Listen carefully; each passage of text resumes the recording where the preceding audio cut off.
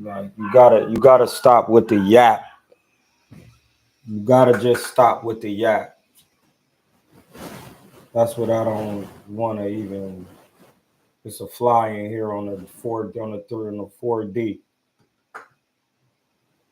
4K, the 5D pause. There's some music going in this joint. It's already connected.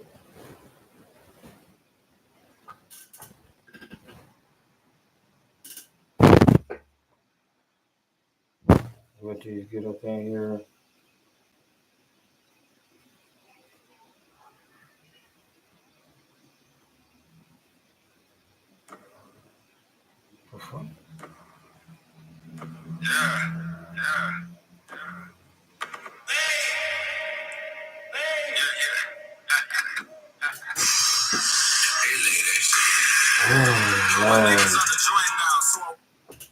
It's just when you're trying to do something and something just being stupid.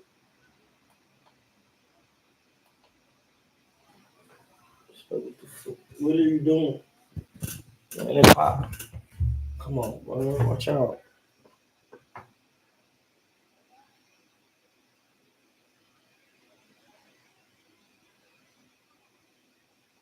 We in the building.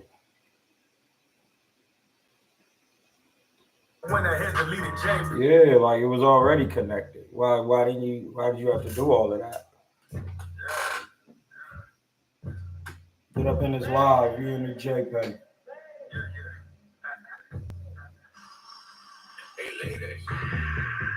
All my niggas out the joint now, so I went ahead and deleted JPEG. Beefing with me, put them shooters on you, lead a scene, messy like your name day. Board pass in my iPhone, but I sit in coach, I'm a cheapskate. Run up in my house, brand new, Randy Moss on me in the one, laughing at your baby daddy's income. Same hoes on my dick, didn't used to speak when I went to six trunks. Racked up like a pool ball, used to move weight like a U-Haul. I served you and your mama, didn't go nowhere without the tool on. Don't give a fuck what you niggas think.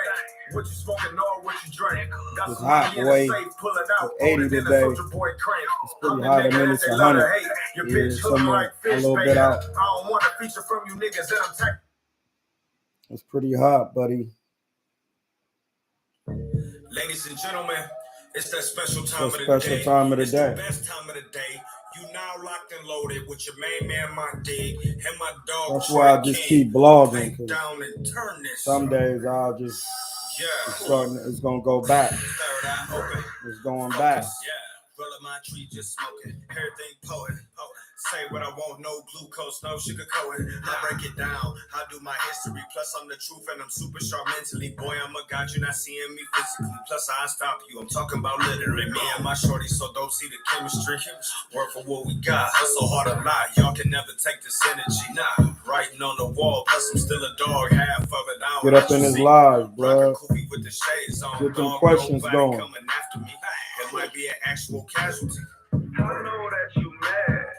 Cause I got my own clientele, ain't got that bag. You know who I'm talking to, cause boy, I beat your ass. See that fly trying to get a smoke? I see you mad. I got that bag. Yeah. Trying to get a smoke. Watch out, blood. You can't hit this weed. You trying to hit this weed. You can't hit this weed. You gotta chill. Who is in the John? Who in here? Y'all not saying nothing. Who in here? Announce yourself. Watch out, blood. Watch out.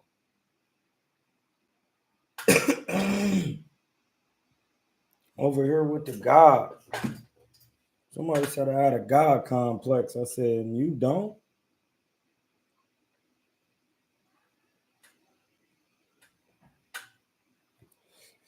You say it in the book, ye are gods. It says it in your law, in the Psalms of David. And a good Christian is a good Muslim, is a good Jew. They hammock.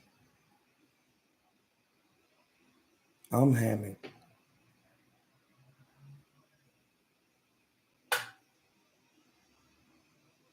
I'm Hamza. What's good? What's good with DS3? Yeah, niggas gotta announce themselves. Stop that silliness. And listen, when you announce yourself, hit the like button so you won't miss it. You wipe your feet off at the door. Hey, yo, what's good? We're Hamza. I'm in the building. You can't do that. You can't do that. You see how I got the bucket low like bucket though. You see how I got it.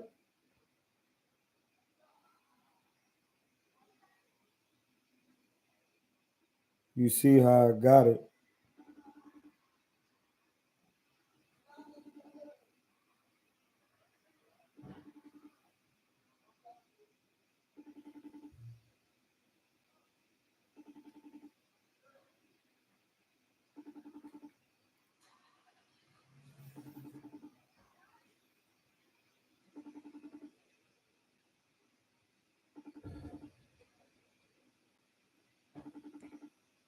Niggas is gone. Listen, I got homies that'll really rather watch me from here. They don't want to talk to me in person. Because when it really comes down to really doing it and to keep doing it, I really does it. I really does it. Ain't nothing to talk about. And and I'm starting to understand people try to strip you for anything. But when you follow the laws of God because you're in order, they be mad about that. Listen, kids, everybody, they'll do anything to break you.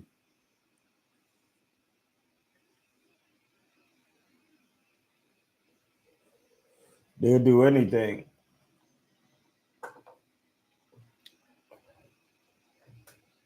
What's up with life?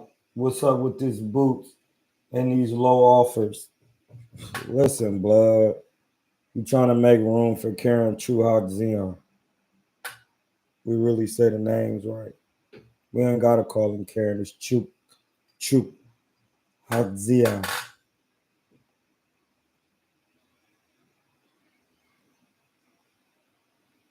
And people be mad when they can't say your name right. Geraldine? Geraldine? No, it's Geraldine. T. Roy. That's what they call me sometimes.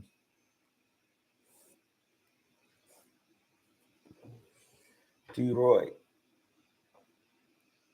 Because it's not spelled Chroy. Like people even have a hard time when I be telling them my name Hamza. They be like, huh? Hamza. It's like they can't even understand that. Hamza. I'll be like Hamza. Like the hand. Hamza. Hamza. You but they I notice when you use that guttural sound in the throat, that's the sound of divinity. They're not gonna understand it. My name is Hamza. They'll be like, oh, Hamza. I say my name Hamza. They don't hear it. I even when I say it, it's hard to hear the middle. All you hear is the Mza. My name is Hamza. They be like, excuse me. Karen was who he was.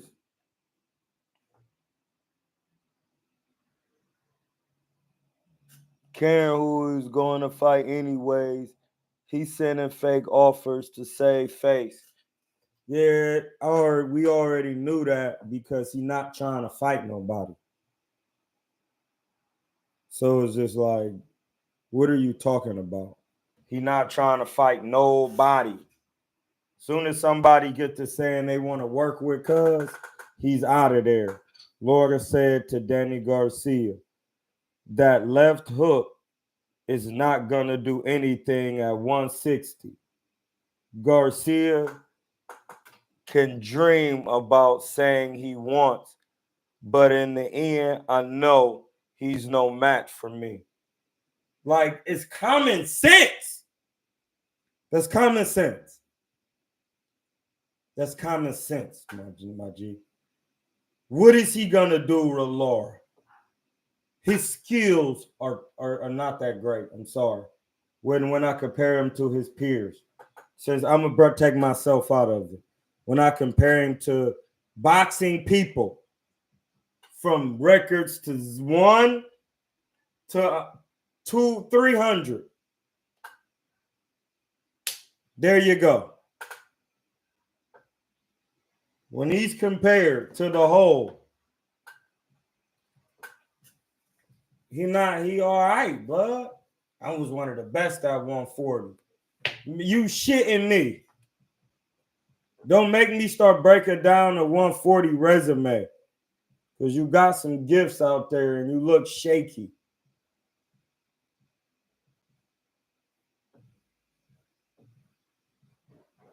Like a lot of these guys I watched their records. We could just go on your box rec, my nigga. What are you tripping?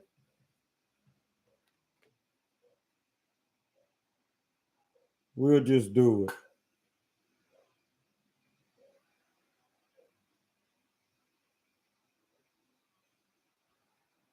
Go to his box rec. He 36.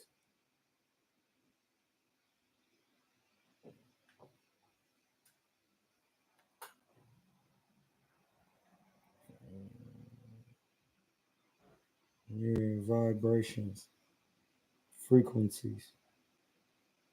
37-3, 21 knockouts, 56% knockout ratio.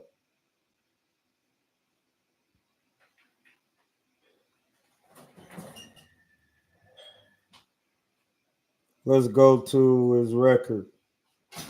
When Danny Garcia was at 140, he fought Ashley Theophane, Jorge Romero,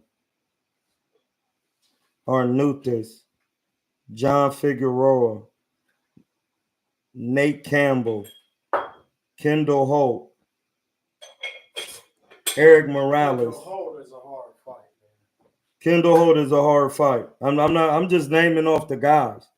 Because he said he was one of the best at 140. Eric Morales, Amir Khan is where he got his notoriety. Eric Morales again, because Eric Morales is not a joke. Zab Judah, Lucas Matisse. Hey, listen. You beat Matisse, nigga. You got work. Hey, 140 was a fucking. Hey, listen. Mauricio Herrera, Rod Salka, Lamont Peter. Well, Lamont thought that was at 47. Malinaji, Robert Guerrero, 47. These is 47s. Danny Garcia had an app. He beat some guy. I thought I got to see if Zab Judah was at 47. Hold on, let me see.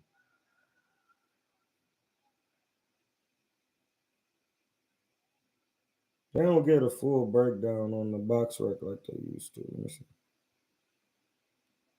Okay, there we go. What weight was this? Oh, yeah, that was at 140, Zab Judah, Lucas Matisse, Lamont Peterson. Let me see which one this one was. Lamont Peterson was at welterweight. Rod Salka was at welterweight. Mauricio Herrera was at 140. His last fight was at 140 with Mauricio Herrera. And so that means he fought Lucas Matisse, Zab Judah, Eric Morales, Amir Khan, Eric Morales, Kendall Holt, Nate. Nigga, Mauricio Herrera had some work. He was some work, my nigga. He was nice. Reem fought him. He was nice. Reem got some of that. Nate Campbell, John Figueroa. He had a decent run in a small stint because Nate Campbell was a hard fight. He's very crafty. Kendall Holt is a hard fight. Eric Morales is a all-time great, and he gave Danny Garcia a hard fight the first time. He was 52-7. It's crazy. Amir Khan, then Zab Judah and Lucas Matisse and Mauricio Herrera. That was wreck at 140. Hey, was you digging in my herbs up in here? No, they had fell over on the thing while I was cutting some shit open. And I had fell over, but I ain't touching no herb. I've been drinking my same herbs. Nigga. Don't let it happen again. Yeah, no, I knocked that shit over. I was so mad. Because it just knocked over out of nowhere. That's a good 140 resume real quick. That boy got head resume. But. Just that same, not to get all in your head. No, yeah. I can just put some water in. Yeah. Do your thing. Do your thing. Yeah, Danny definitely ducked that Crawford work. We know that. He never wanted no parts of him. Never. Listen, bro. Everybody knows who Terrence Crawford is. Nobody ever wanted work with Cuz. They already knew.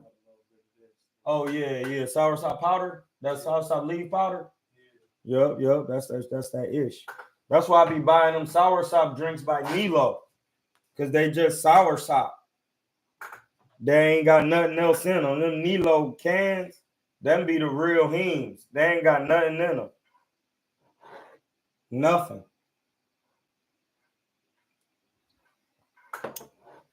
I would listen. This is why hold on. I gotta go to Danny and see what weight he started at. Well, no, his resume at 140 is okay because he started his career at 140. His whole career was at 140. Like his first fight was at 140. He didn't, let me see, 1, 2. Hold on, look. 1, well, no, I'm lying. I'm looking at the people he fought wins. Danny Garcia fought some Negroes at 140 because 1, 2, 3, 4, 5, 6. His sixth fight, he fought somebody 28 and 12 and 2. That's real work. I don't care what you say. Somebody 28, 12 and 2, meaning they had 32 fights. And he fighting somebody, Julio Gamboa, on the 2008, he fought somebody and he only got 6 fights. Then he fought somebody, his 8th fight, that had 19 fights. He was 14 and 5. That's a decent record. Oh, then he fought Luis Alfredo Lugo, somebody I fought when Lugo was 10-5 and 1. Yeah, that's crazy to even say that. And that was in 2008. He fought Lugo. Then he fought somebody 28 and 14. No, Danny was fighting some guys with a lot of records. They was moving him pretty quick. His whole career was at 140 though. And he had a good one. He had one of the best runs at 140. I can honestly say it. I'm not going to say it without actually looking at it and going over it for what's on BoxRec, because the reason why I'm saying it is because if you started at 140 and you already fighting people with like 30 fights, and see, if you never was a professional, them fights be real work, bro. Like to even be able to deal with somebody with that many professional fights, it'd be work because they got a lot of experience. Though that's why Darnell Boone was dropping people. I mean, he's just a little hard-hitting person. He only my height. So that means he's really punching. He's literally only my height. He literally stopped Adonis Stevenson, if I'm not mistaken. And he might have dropped Kovalev. Adonis Stevenson had to come back and stop my man Darnell. That nigga used to be like, Troy, I want to spar you. When I was Troy, I used to be like, you out your mind. He's from Ohio. Yeah, I know where he from. He's from a very dangerous place. And there's nothing young about that time. They could call it Youngstown all they want. That's where Kelly Pavlik from. So it's just like, no. No, Danny Garcia gets respect. And this is why when he got to 47, he kind of started topping it out. And he's a legit 5'8". Danny Garcia is a legit 5'8". Yeah, I took a picture of him. He is just maybe a half an inch taller than me. He about a good, going closer to 5. He closer to 5'9". Because the picture I took with him, his shoulder a little bit higher than mine.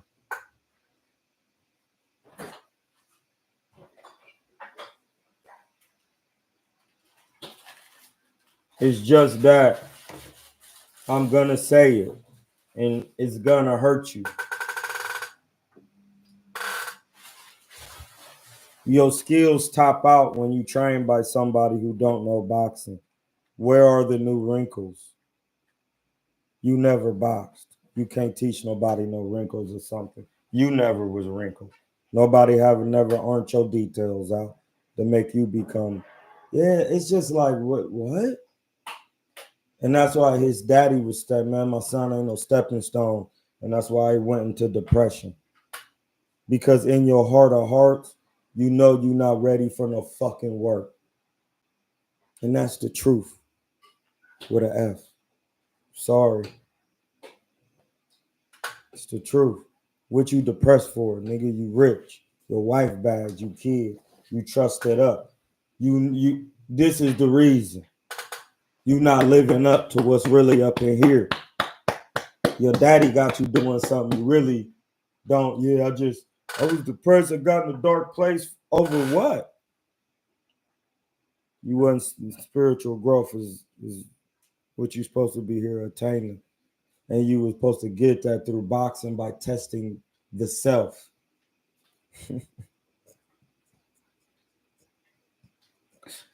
You wouldn't test the self as the interdwelling intelligence to run the functions of your being.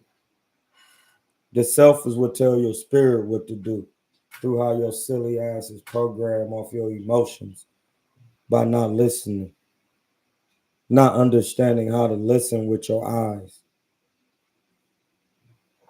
How do you do that? By acting like you know when you know you don't know. It said in the Quran, they're going to be coming and saying, I know Allah, which is consciousness and will. And they don't know it. And that's when I see you on TV crying. It ain't because you gave your effort, because you was ducking niggas. And you wasn't training. Hey, listen, I was in a barber shop. His manager hit my phone when I was with Vontae, pulling his fucking spirit out of his heart for him to guide it. Nigga bigger than me, about Aaron size. He got his birthday same day Marlowe's trap that was on here. Marlo Tracy. You see what I'm saying? Listen, you can act all you want. We gonna see it on TV. You duck the work. Why? Because in your heart you know you don't know boxing. And that's what Laura's saying. Listen, that hook means nothing up here at middleweight, Danny. It means nothing. It meant nothing with Errol Spence. It meant nothing with Keith Thurman. It meant nothing. You didn't even want to see Bud. So why would you think you about to do something with Laura, who been in there with? Oh my God, his resume is crazy. Let's go to it. Let's go to it. His resume is retarded.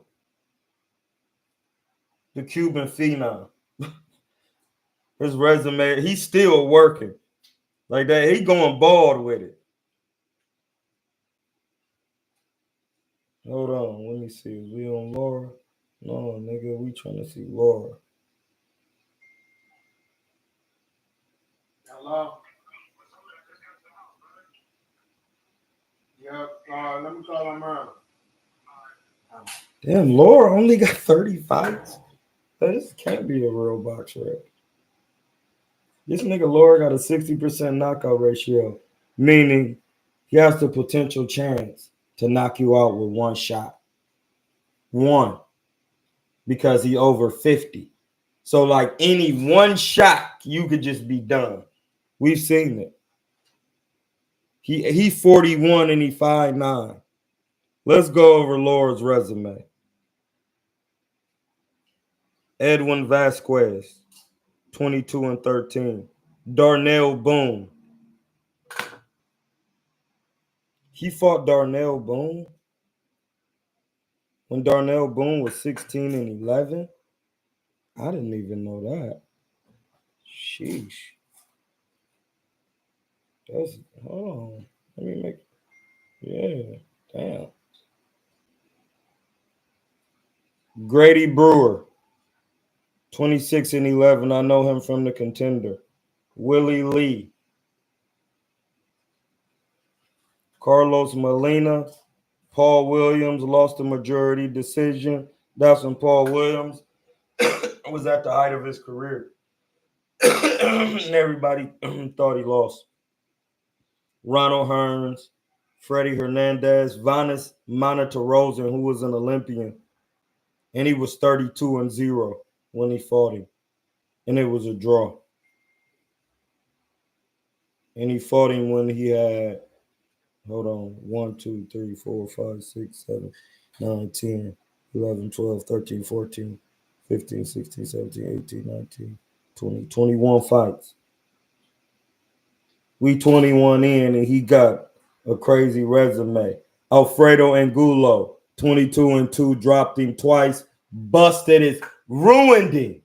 He was the first person to ruin my man Petto.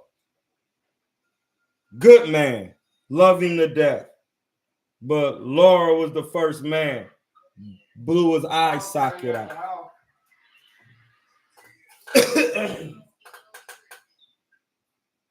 Like filters. I don't know when girlfriend's filters. Took both of them.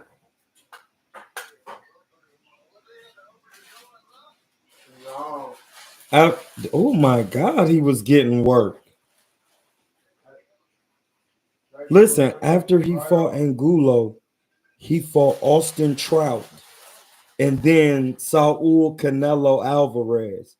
Then he fought Ishe Smith, Delvin Rodriguez, Jean Zavik, who also fought Andre Berto and Keith Thurman, Vanis Monterosen again, Yuri Foreman, Terrell Goucher, lost to Jared Hurt. Man, this nigga's resume is retarded. Excuse my language. After Vanis Monterosen, yeah, because that's when Jared Hurd was running through with the pressure. And Irish Landy Laura can't take pressure at this time. He busted Angulo's pack. Then after Angulo, he went straight to Austin Trout, then Canelo, Ishe, Delvin Rodriguez. I remember him because he was tall. And he was pretty decent. Jean Zavik, who was 35-3, who Berto and Keith Thurman beat. Berto stopped him. That's when Berto was smoking shit. Vanis Monterosen again. Yuri Foreman, who they asked me to fight in New York for $6,500, which is retarded. After Yuri Foreman, he knocked him out. That was in 2017, right when I was done and I had to detach. They was asking me to fight Yuri Foreman. I would have smoked his boots. And actually, Robert Garcia was like, man, if you fight him, let me know. I want to train you. He was like, you could beat him, Troy, the way you be rolling it. And that's what Irish Landy Laura hit him with. He rolled the shoulder and hit him with an uppercut, knocked him out. I'm not saying I be hitting hard as Laura because Laura got smoked. But I could punch. And with the right opportunity, I could smoke Yuri Foreman. He wasn't a puncher. That's not gonna do nothing with me. His boxing ain't gonna do nothing. I'm too athletic already. So trying to box an athletic boxer is just stupid. Then after that, he fought Terrell Goucher. another Olympian. Jared Hurd lost a split decision. So that means it was a tough fight. Well, a loss is a loss. He got a draw with Castano, Castano is a hard fight, though. His volume and his pressure. Then he just fought some stay busy fights with Ramon Alvarez, Greg Vendetti. He KO'd Cuz won unanimous decision. Now, if you won a unanimous decision in 2020 and you 41, that means he had to really box, dude. So he still got win the box. Then he fought Thomas Lamana at 34-4, knocked him out. Gary O'Sullivan put him to bed. Michael Zarafa, I seen that. He had him looking stupid in the ropes. Hey, blood, he probably about to stop Danny Garcia. Danny Garcia can't get out the way of no left hand. We already seen what he looked like against a damaged Earl Spence. When he was hitting Earl Spence to the body, he was jumping all back, looking retarded. I was like, wait, what is he doing? I never seen. He was sparring Willie Monroe. Who was? Danny Garcia? Yeah, well, he ain't want to spar me. So, Willie Monroe. And then you even told me Willie Monroe wasn't going to try to get no work with nobody. I love him to death. Yeah, well, I'll knock your head. All that boxing shit don't mean nothing when you can box. I'm not about to be doing that all day. We're going around with you unless I'm really just trying to get better. Like, it's just, that's why I had to get out of that. That shit don't really work when it comes to real pros. When I watch these old school guys, they box you with coming forward and bust you down. And they all, listen, all of them stopping you. I mean, my prime example is my man at 118, Jolton Jeffrey Chandler, because he had a really damn near perfect style. He's standing perfectly to the side with his hands, and his feet is turned. Jolton Jeffrey Chandler, South Philly. Not Joffrey Chandler. The one we was watching. Yeah. It's Jolton, remember, because Jolton is electricity, and it's Jolton Jeffrey Chandler. He's from South Philly. He had a perfect style, and he'd be coming right in to get you, slipping everything, soup, young, throwing perfect shots. But he's going to come forward and bust your pack down. Put the weed in it, like my nigga Rudy Puga's dad said. You chop it, roll it, then smoke it. I mean, that's just what you do with it. But you got to have more than one dimension. Like the all-time great boxing style, Leonard to put his hands in front of him and get to go onto the body, coming up under, selling out. That's what they call that. Oh, no, Leonard got to sell out. He going to lose the fight. You got to come forward. See, Roberto Duran didn't want to do that against Tommy. Because Tommy not going to abandon no jab, and he's so tall. He's so tall. But then you take Iran Barkley, who's silly. His only style was to come forward. As soon as he come forward on Iran, you giving him a chance to box. Iran going to pick you apart, blood. Iran changed his style over years. Not Iran, but Roberto changed his style over years. When Roberto turned pro at 15, he was a reckless boxer. Roberto Duran used to be really working. What's up with the ACDC arms on Swolzini? We got the fellas in here. But yeah, Armand don't leave no money out. It's disappearing. Money is disappearing. I had $40 on this table, and it came up missing. Aaron said he seen it. And then the next day it was gone after my meditation. I don't know what popped into my head. I was meditating hard sitting right here. I hit it with this one. I hit it with this one. I was going to hit it with this one. This mudra.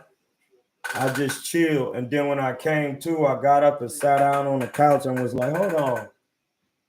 the thing is, I didn't even visualize my money because I had set it under here.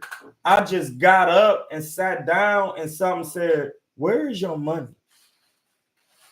And then I came over here and looked and I was like, well, no, maybe I put it in my, I was like, no, I never touched it because I was going to put it on my Cash App card.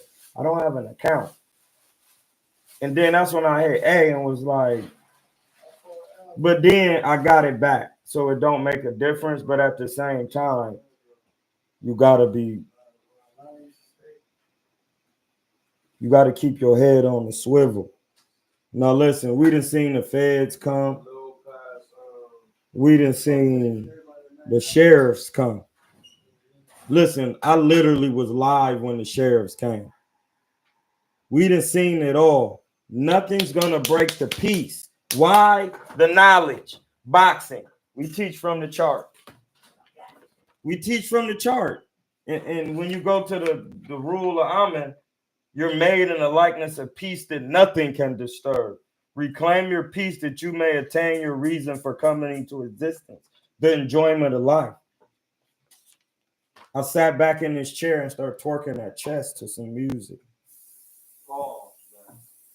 No, I twerked my chest to the vibrations of the music. Literally, I made my heart move, and then in the morning, I stilled it. And then I had $45. Your heart twerk anyway. That's a heartbeat. Your heart be twerking. It's a feminine energy. That's not a joke. Your brain is a masculine energy. Your stomach is a masculine energy. Your soul is said in the emerald tablets. Your soul is interlaced in your heart. So when you depressed and you got money and you Danny Garcia, it's because your daddy don't know boxing and you know you really been ducking and you about to get smoked. Yeah, I think I want to fight Aris Monty Laura for the middleweight. For what?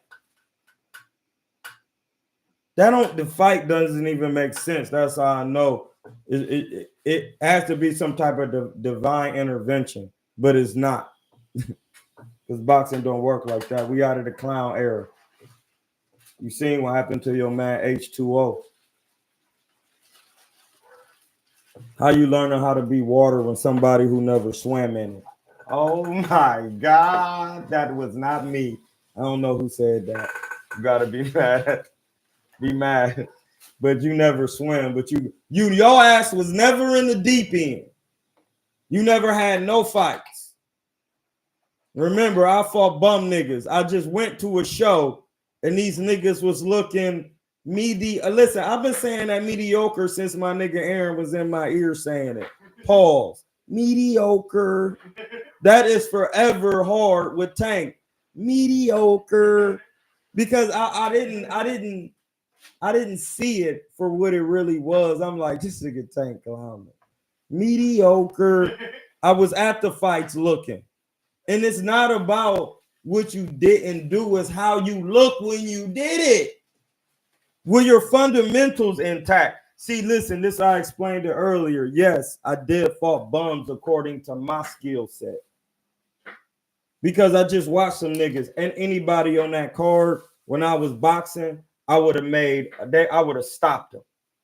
Give a fuck. I don't care. With any weight, pound for pound, skill for skill. Done. Sleep. Hook, left hand, uppy, or I would have damaged you. I would have beat you up, pull moves on you. I fight with my hands down. I jab from the hip. I turn the shot. I be all up in your face. We getting inside work. I didn't see none of that. I didn't see nobody really using the craft on what they would say on this level in these club fights, a crumb bump. I'll take you out back, show you what you're worth. You're a half a man. You're a crumb bump.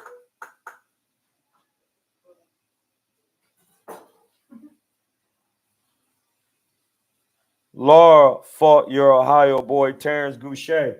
Yeah, Terrence Goucher is good, but he a toxic Virgo, blood. He is a toxic Virgo. Listen, his man is one of the best boxers out of the Cleveland period ever, but he not his coach. That means it's something in your heart that you hold resentment towards your man because when you first came to your man from where you was from, a different side of town, they used to beat your ass every day and suffocate, and you was a workhorse because Virgos don't like to be last. I know them. They don't like to be last. They're very earthy in their emotions that take them to drive them to do things whether they like it or not. But then when they hit with the reality,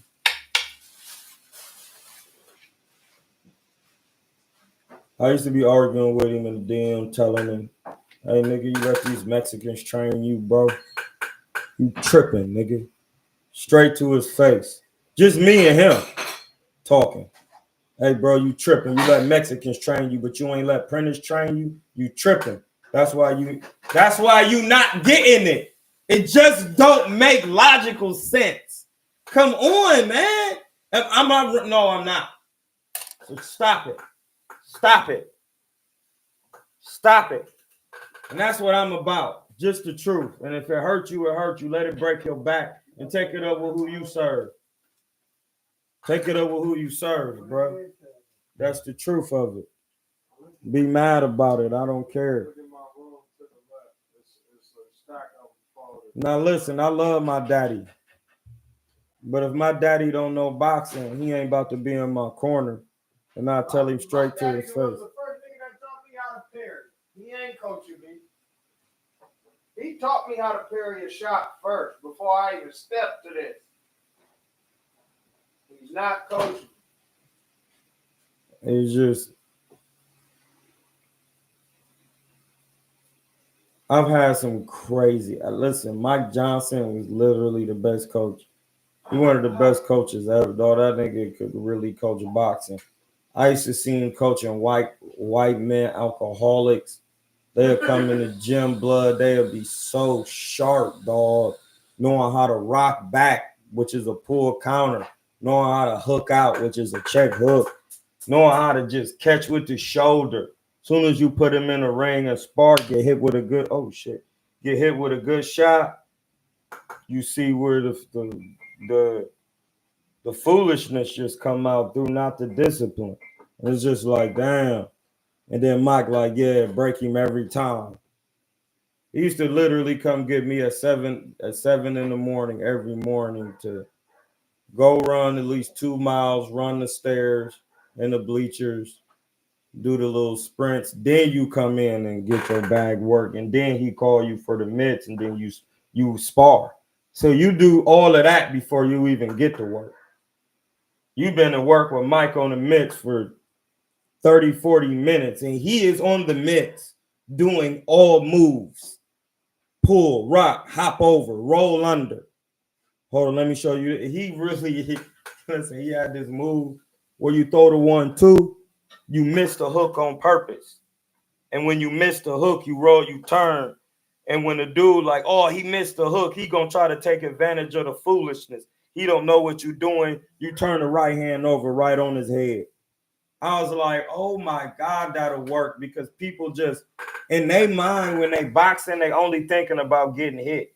So if you throw a 1-2 and he glove up and you miss the hook and step to the side and he get to following you, bang! It's like taking him for a walk, but when you miss the hook, you step to your, I'm left-handed, I step to my left. And then when he come trying to thinking I missed it, I just turn over the left hand right to his face. It literally worked.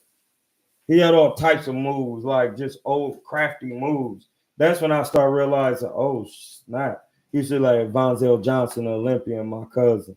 He used to be like, man, Sugar Ray Leonard and them used to be stealing all my shit. I used to be like, well, what? And then he used to be like, no. And then he was get in there and go to the body with you. Mad rounds. He was in his 50s. Be really slipping up under your body shots. Stepping to the side, freezing. Man, Mike Johnson was crazy. He really spent time, and he should train his kid named Donald Anderson. Back when Lubin, I had that USA boxing book, and that's when I first seen Earl Spence's name in that book. and I didn't know Earl Spence was a black person's name, and he was in the 19 and under, and I didn't know Erickson Lubin, and I just now found out he Haitian. So I was like, who is these? What are they? Like, I didn't know they race, and then I seen Donald Anderson in there, and he was at my gym, and I'm like, dude, you in the USA book #1? They fucked up my account earlier today, man. My whole account, all I got is cash on me. Hello? If they fuck my account up, I gotta wait till they clear it tomorrow. I had it. Yeah. Yeah, Brian Castano got the style that would give him a draw, though.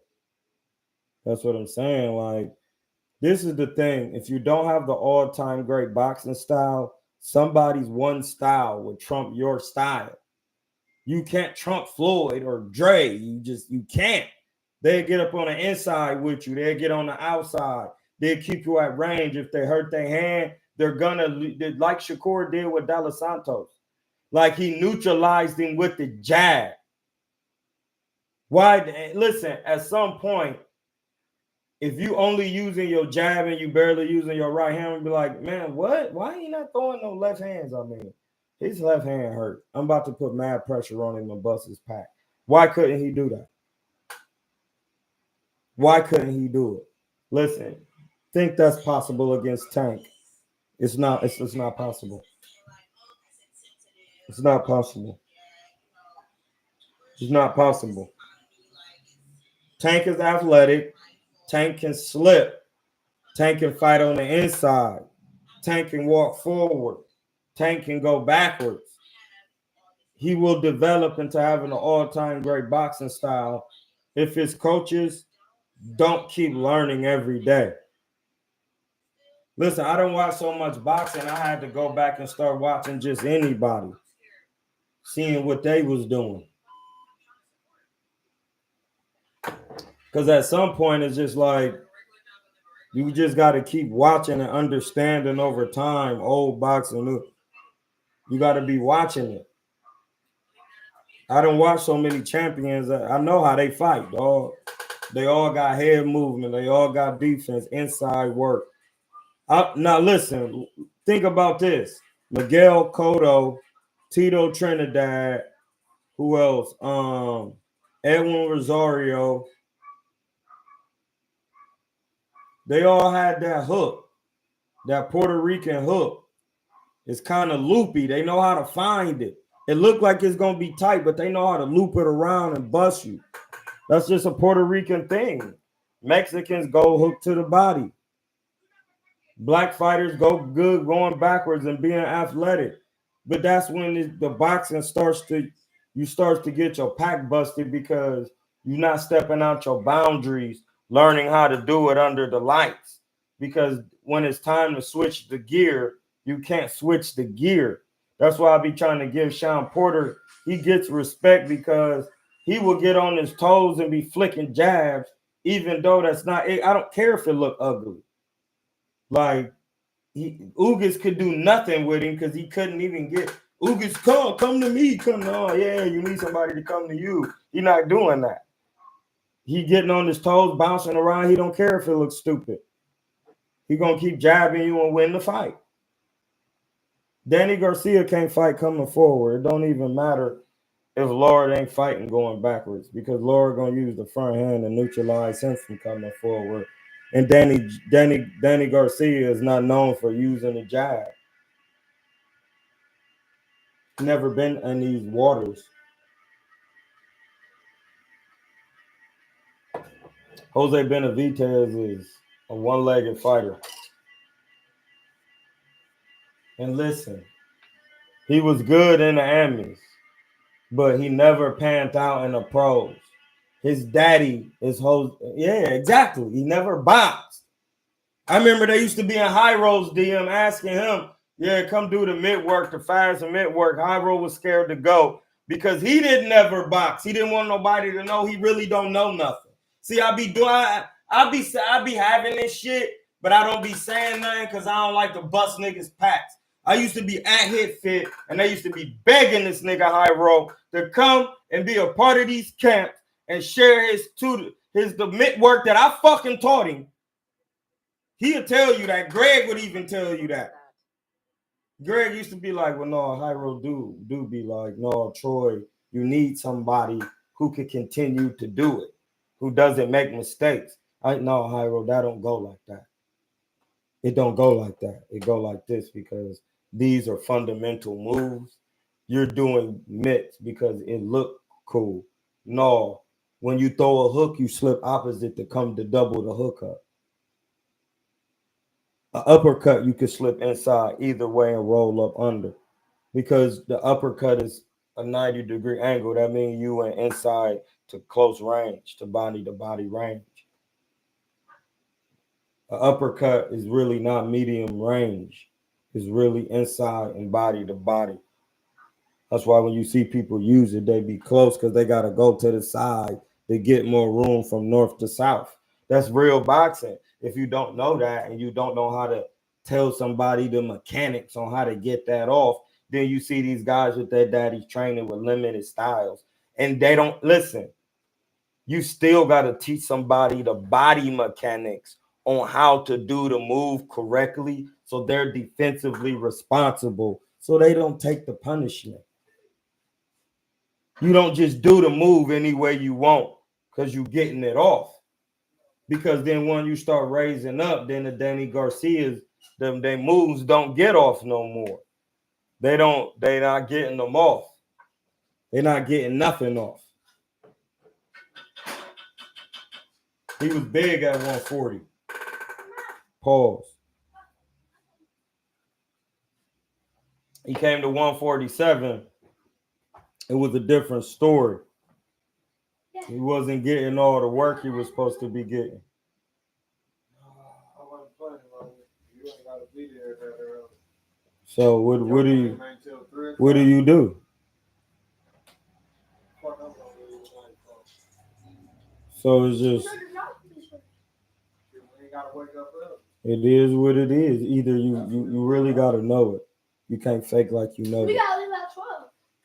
As soon as you get in there and we put on your tape gonna show you. Mediocre. Mediocre.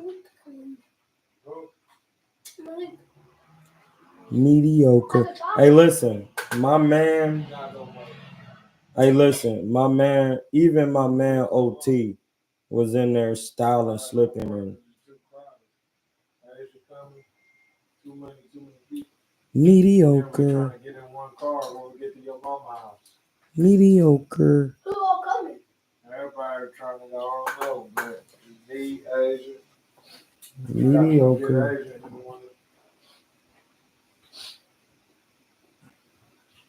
And that's what it is. You gotta have it. You gotta really know what you're doing in there.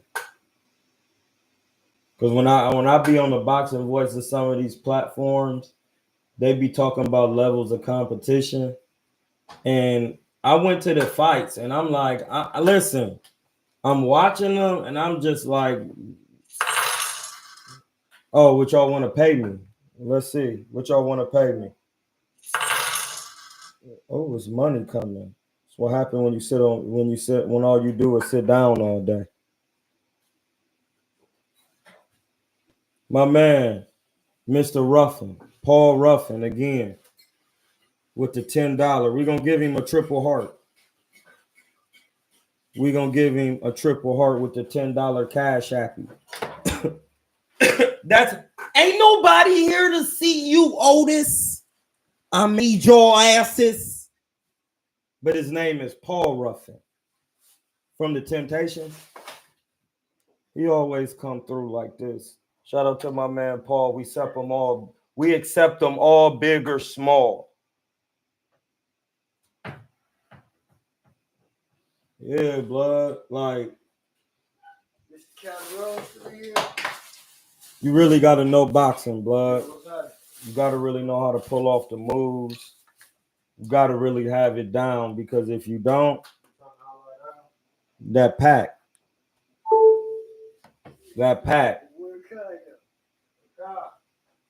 The pack comes.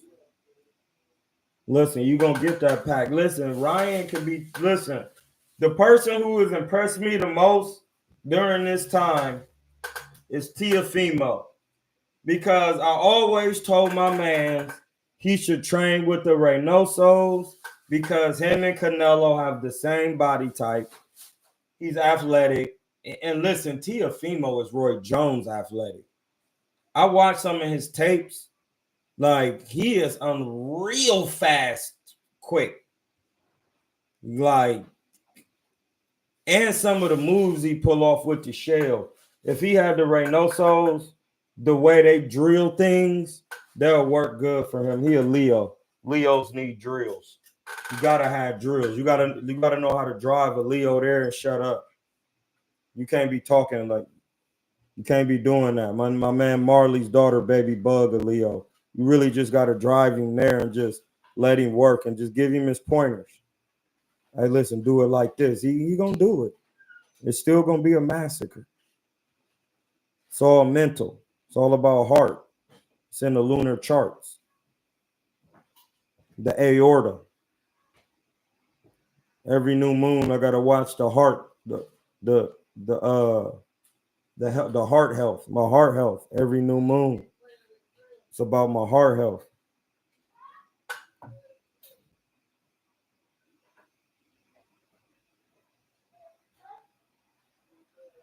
Yeah, this the thing. If he don't be in the corner, it's stupidity. You gotta chill now. And but listen, I'm gonna tell you this. I said this to my man. This is why Leos are very mental. When you go to Reynoso and Canelo, your dad can't say nothing. Nothing. There's nothing you can say.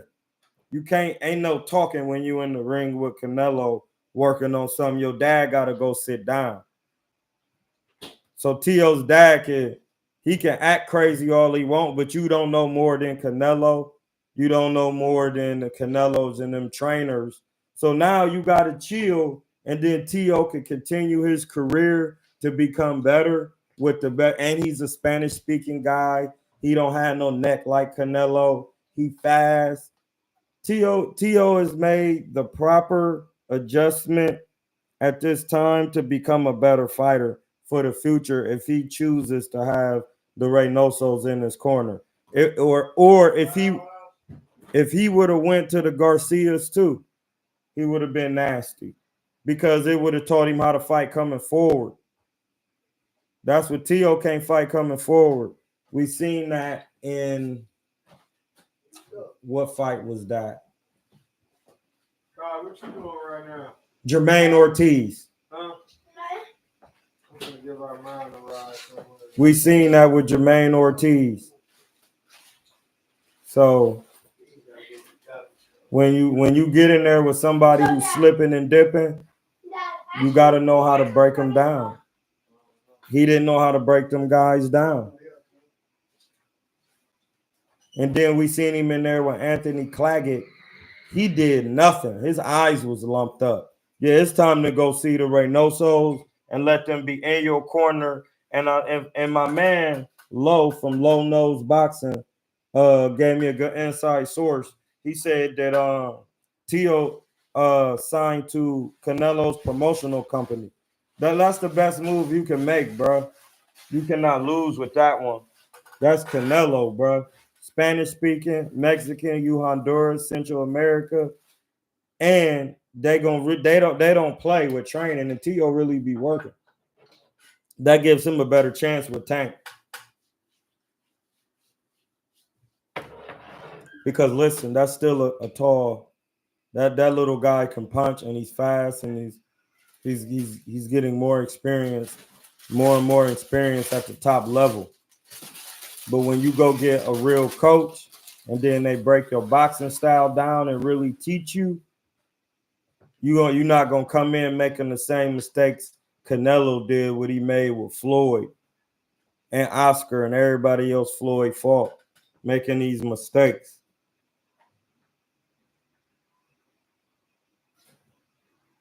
You gotta know I mean, the thing is, you still not gonna beat him, but you wouldn't look like you would look if you would have some defense and head movement. So yeah, that's just T.O. definitely.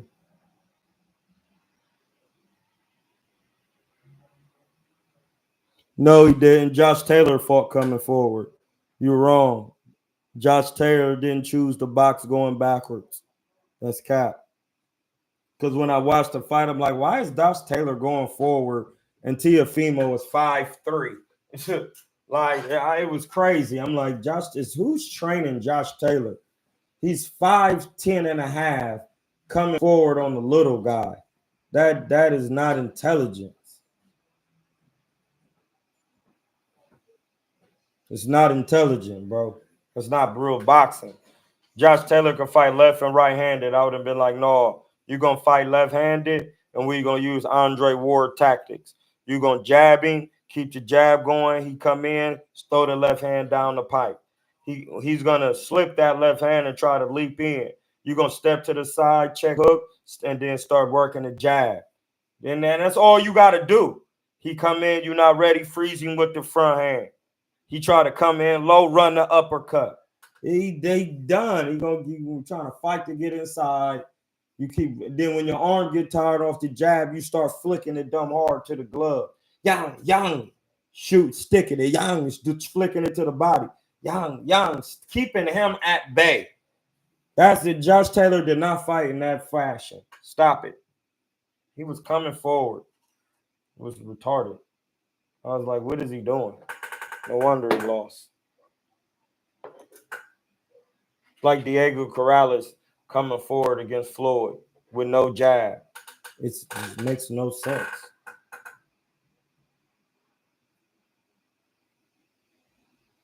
So, yeah, no, he really didn't. Josh Taylor fought coming forward.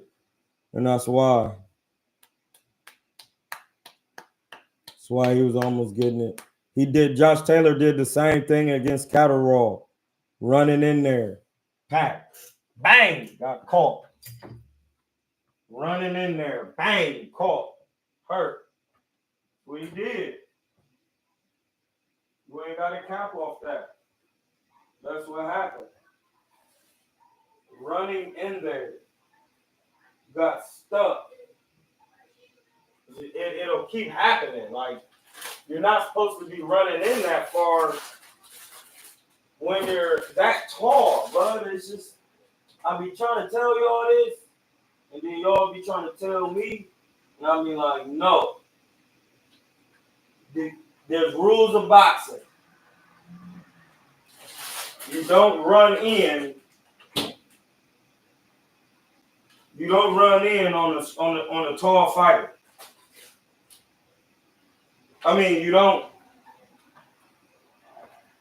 If you're a tall fighter, you don't come forward. You make the shorter fighter fight to get through the jab. Tommy Hearn style. Common sense.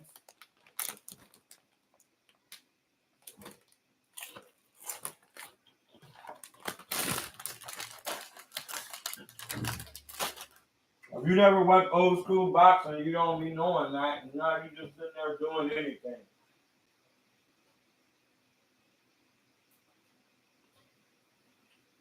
Then I watched the fight, and I'll be like, why is he fighting this crazy, unintelligent scrap? He has this type of reach, but he's fighting, moving the wrong way. That don't even make sense. Why is he going that way? Why is he doing that? And then y'all come on here and say, Devin Haney fought the wrong fight against Ryan Garcia. You know, he should have boxed him. You can't box a taller man. It's not a thing.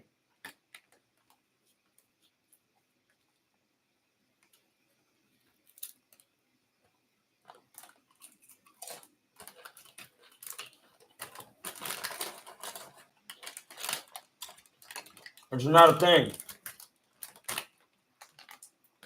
The taller man is who boxes you. And you have to box coming forward. I like Canelo, Callum Smith.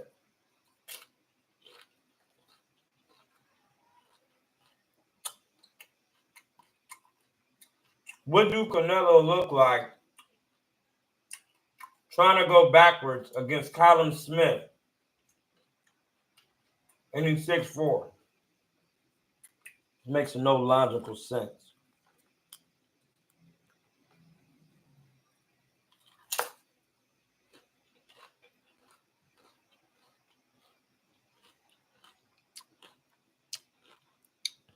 If I was to train with Eddie and Canelo, what's something that you would like to learn from them? Hey, bro.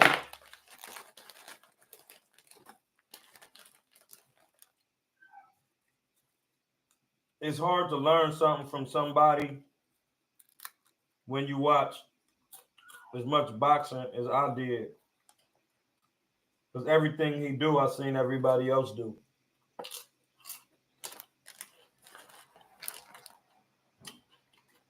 Canelo has the all-time great boxing style.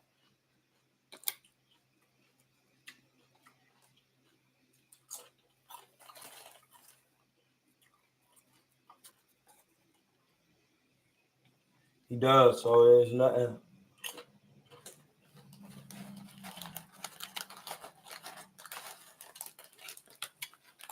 But I'll tell you what I would have learned. I would have them help me learn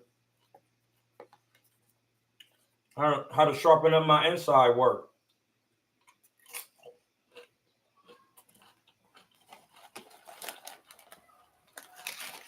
Sharpen up my inside work.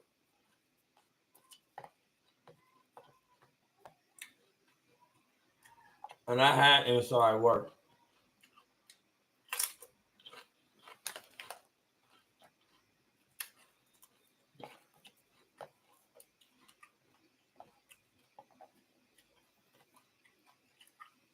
My inside work I was comfortable in there.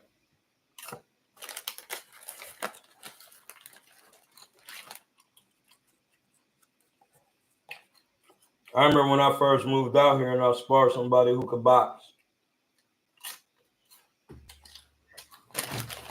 His name was Stan the Man. I beat him so bad. He never wanted to spar me again. Ever. We never shared really the ring again.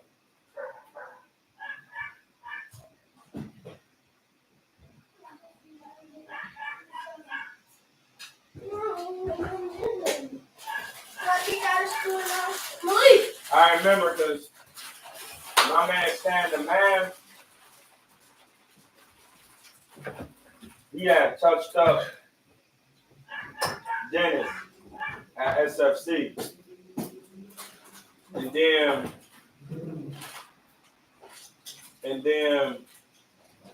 Ben was like, "You gonna go next?" I was like, "All right." He was like, "Hey, when you get in there," I was like, "I already know what to do." There's already know people like he think he fast in there. He thought he was quick.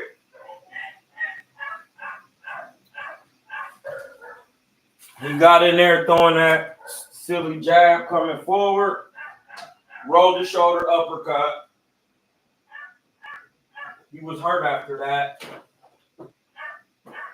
He was hurt right there. Like, it was like he came in with the jab so straight up and down. As soon as he got in there, I hit him with that uppie. That uppie is what made him act right. He was like, "Oh, snap. Yeah, I'm from a different place."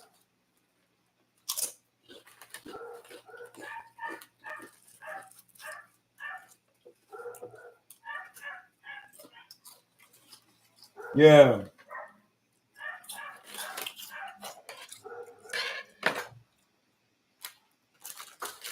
I have brush up my inside work.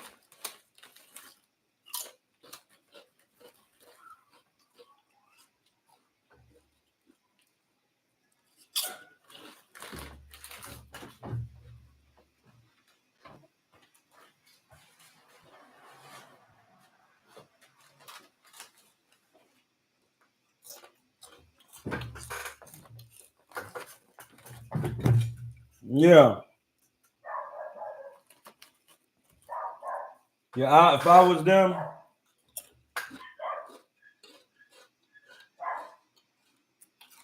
I'd be like, listen, head movement coming forward, combination punching, and defense. Now, that's the thing, I did those anyway. We're going to brush up on this inside work, though.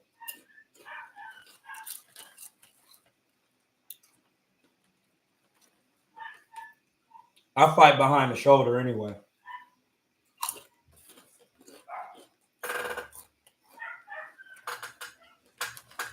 I fight behind the shoulder.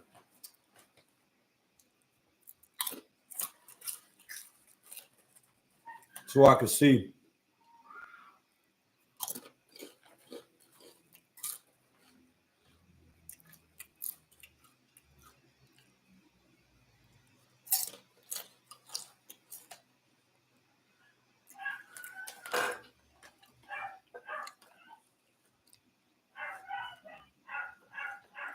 Yeah, you got to really have that.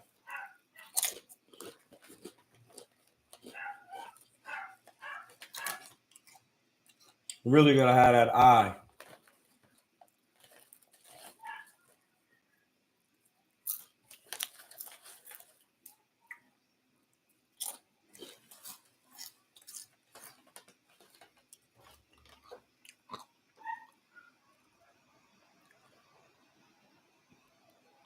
See, I would like to learn how Canelo works his high guard.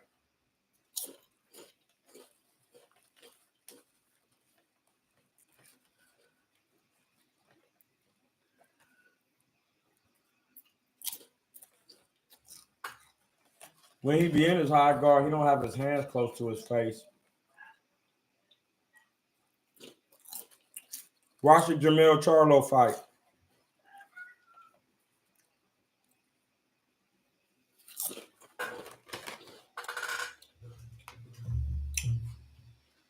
Watch that Jamil Charlo John. Oh, I'm splitting. Watch that Jamil Charlo John.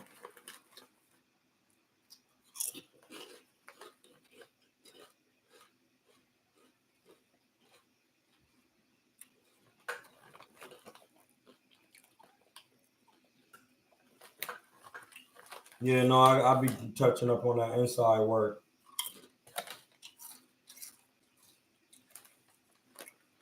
When you get tired, that's where you're gonna be.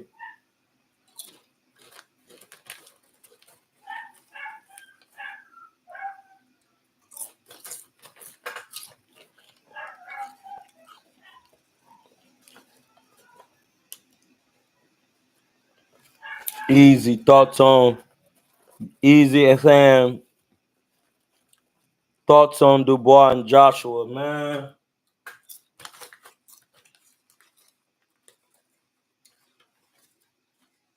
If it's gonna end early, it's gonna be Dubois.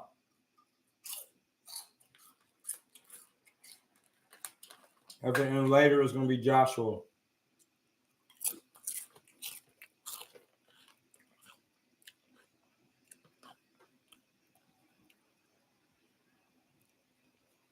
Yeah, Winky had a good high guard. That was his main line of defense. So then against volume punchers, he had problems like Paul Williams.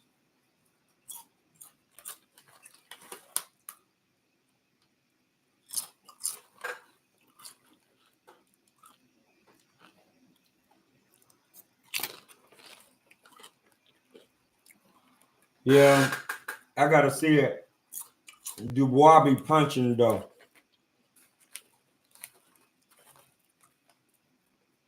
Dubois be punching.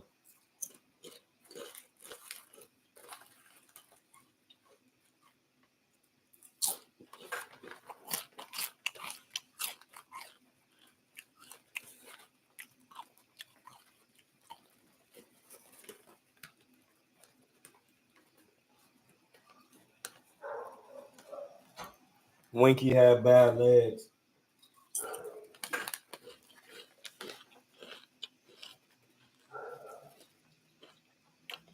His high guard is very effective. I've been seeing Dubois been on the roll lately after being labeled a quitter. Yeah. He should be. Because he did quit.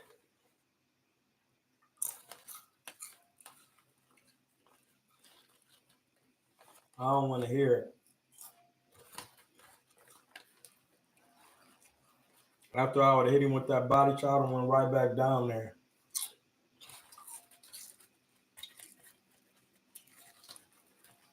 That was a clean body shot.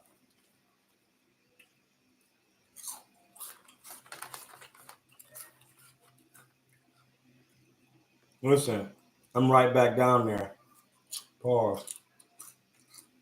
You about to be throwing up blood. Like you mad at the Crips. That's what you about to be doing. So, once I feel my glove touch you, and I know it's clean, I'm not going to care what the ref say. I'm going right back down there. I'm going right back downstairs. Like I need water after just hitting them Cheekingtons off that little lady I met at the little spot down yonder.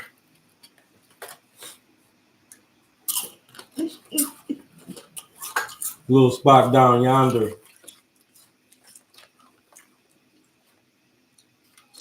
The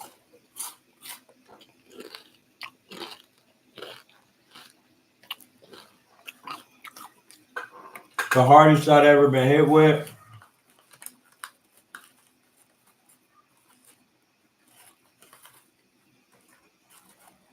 was probably my man Willie Nelson. Because he split my lip pretty bad.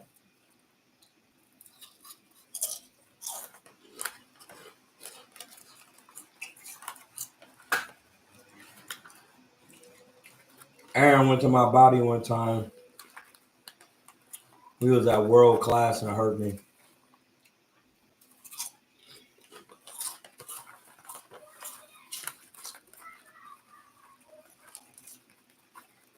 But when I get hurt to the body, I recover. It's just like he just knocked the wind out. But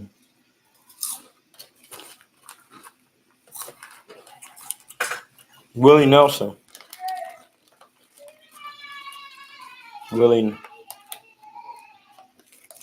Nelson.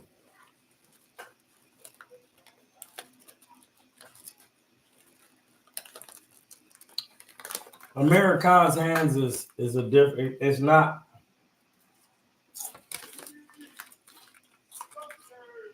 It's not fast like you can't see him. It's that he doesn't have any set combinations. Like he just be throwing punches.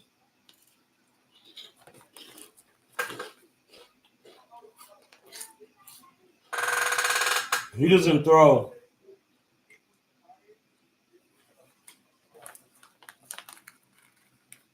You know how somebody would throw a 1, 2, 3, then go to the body, come back to the head, then throw the. He don't throw those type of set combinations. He just throw flurries of punches like an amateur. Then he might throw a hard body shot like he did against McDonough, but once you realize he's not landing punches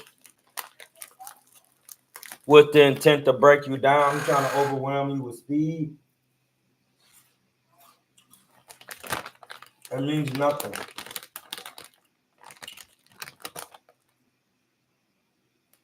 He start to crumble.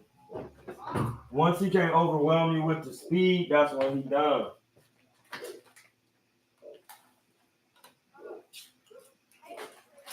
He's so used to that being a thing.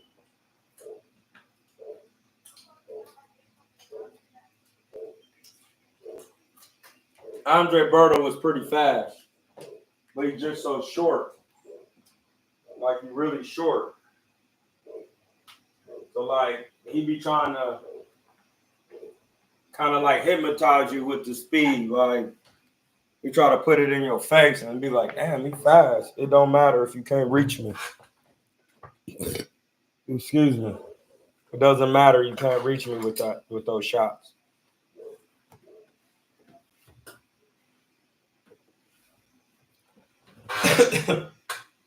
Amir Khan just know how to throw flurries of punches. But listen, I would say this. If you're not feeling it or you having a bad night in the ring, his flurries of punches is going to stop you. Because he's not going to stop throwing them. He geared to throw them. Bop, bop, bop, bop, bop, bop, bop, bop. Move, bop, put the jab right back on you.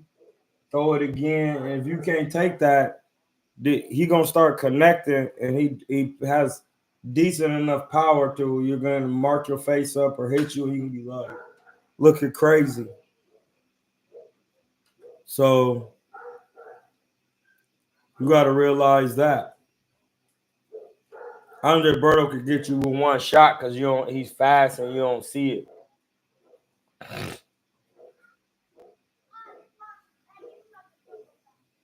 So that's the thing. I've seen Andre Berto throw some fast combinations.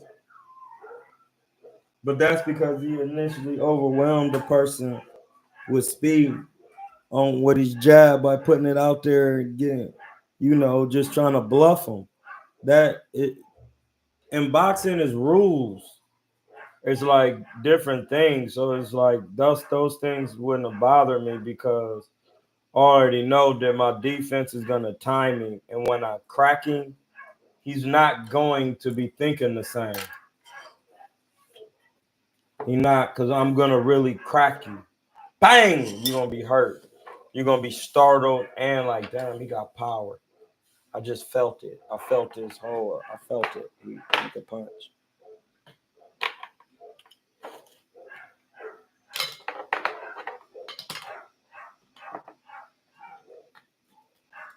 Like,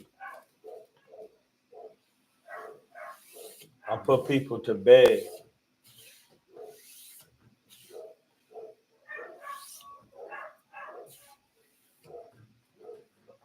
Amir Khan's problem is he never switches up his speeds. Which that just was it. And he really don't have a defense. Like he doesn't understand fundamental defense. And then you try to go to Virgil and learn that, and you can't learn that from Virgil because Virgil never had no professional fundamental defense.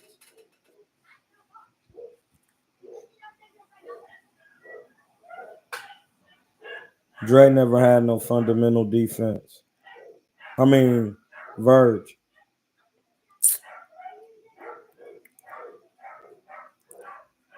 That's why everybody who came over there is just like, what is you over here teaching? Nothing.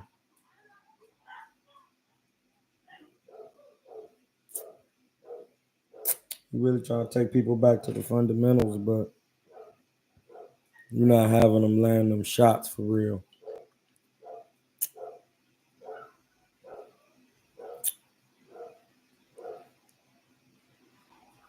And then you gotta really know how to teach that.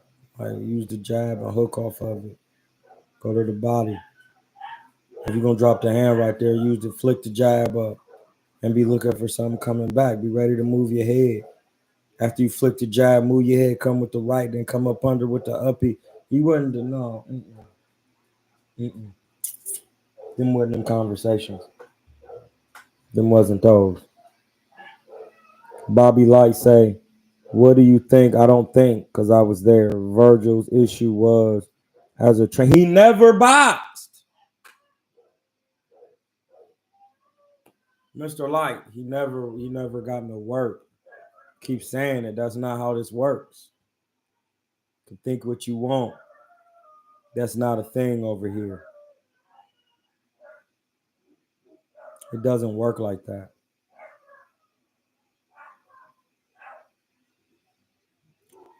Boxing has rules, regulations, fundamentals. When you watch boxing, that's how it go. Like Virgil issue is he never boxed. So when a person who's been all over the world boxing, they've competed, they've been to the Olympics, and you never boxed before, how you gonna teach him something? Come on, blood. That makes no logical sense. You're not a mathematician, but you about to teach a mathematician how to do math. Man, what?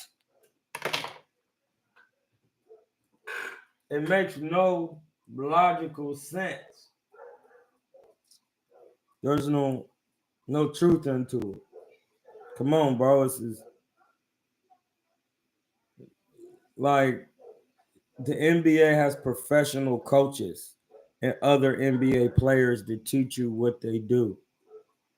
Why would you go back to your high school coach, Uncle Larry and them? Come on, bro. Like that. Come on. It's just boxing. You got to have actual people who know how to box. And I've also learned through experience, Derrick James used to box, but he's still not the greatest trainer. He's available, but he's not the greatest. I could see it in his style. He teach everybody how to fight like him.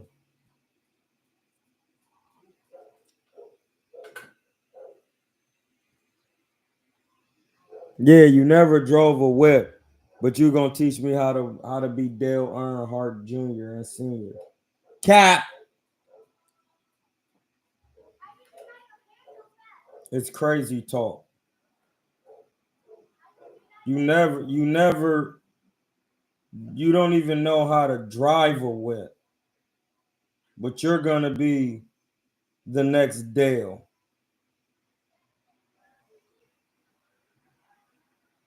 That's crazy talking.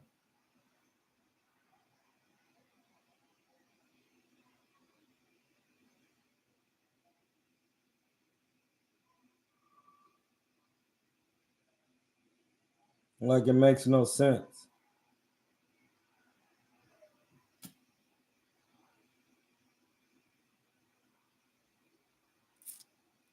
It makes none. It's actually clown talk.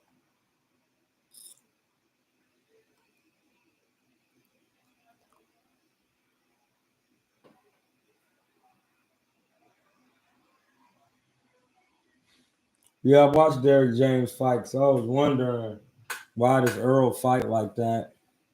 And he's like, well, no, it don't matter if you move your head because you got to do it. And I'm like, wait, what? Well, it matters. And then I watched him fight. Oh yeah, I see.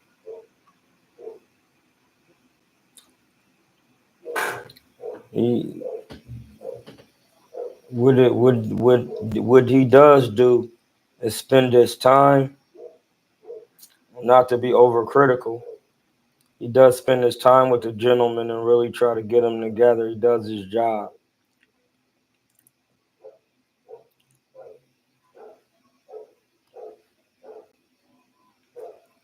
You know what I'm saying? So,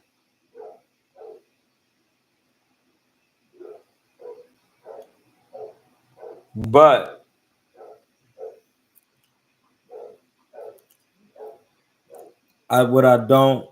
what makes no sense and it's not logical is if you don't know something, you learn how to do it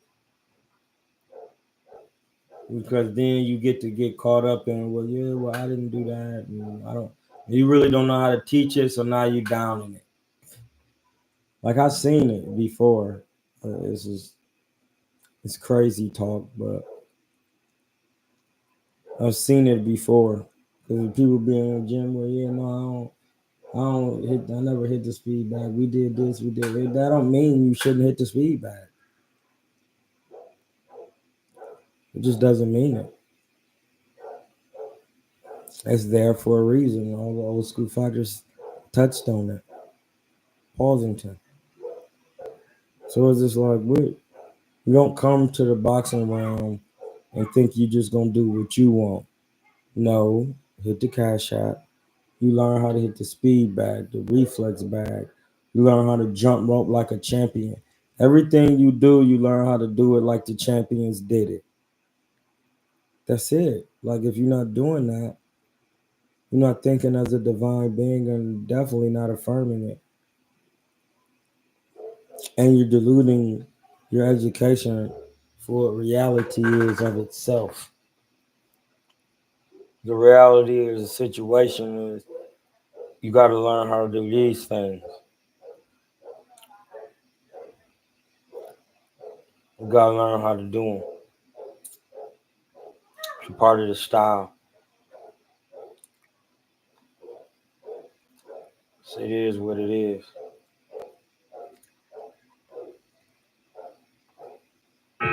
You've reached your limit on talking. Shut the fuck up. On that note, it's time to go. You heard what he said. I've reached my limit. I'm going to let you guys go. Thanks for the donations. We'll be back tomorrow. A lot of fighters today think they know better than the previous guys. Look at Shakur and Haney. Like, yeah, you're not fighting nobody. You're not doing nothing. You done dragged your career out to 40 because you're looking for a payday. When you chase the money, you're always going to evade you. You just going to want more. I'm not saying you shouldn't get paid, but you got to know when it's your time and you got to be willing to put in the work. These guys want to get paid for no work. It's crazy. And we've seen it. We've seen it, haven't we? Haven't we?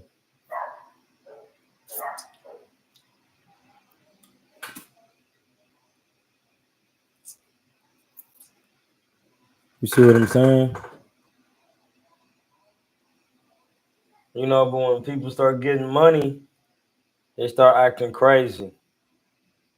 They start thinking they know something because they're getting money. But then they don't know how to stop doing the things that will elevate them spiritually. And that's and from there you get money. That's bagging the weed, then getting money. They didn't do it that way. And when you do it another way, you find yourself doing any and everything to maintain that monetary or currency status. And then you start putting yourself in ignorant pathways. And when you play ignorant games, you get ignorant prizes. Sifu.